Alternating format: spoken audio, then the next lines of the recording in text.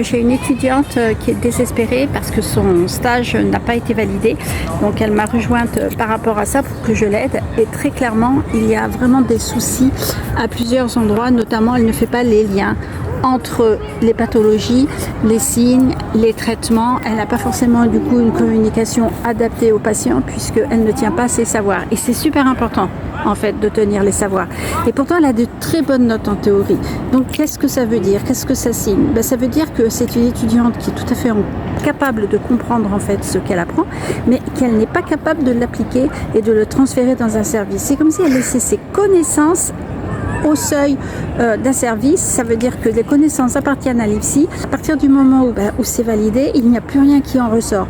Or, lorsque l'on apprend, il faut vraiment mettre ses apprentissages et ses savoirs au service du patient, au service en fait de votre terrain de stage.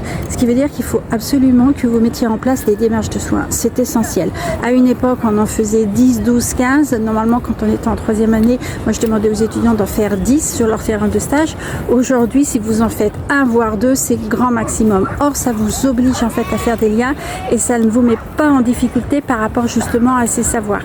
Donc, n'hésitez pas à faire des démarches de soins. Moi, j'en corrige énormément auprès de mes étudiants. Je leur demande évidemment de me les apporter pour que je puisse leur corriger et très clairement, ça fonctionne.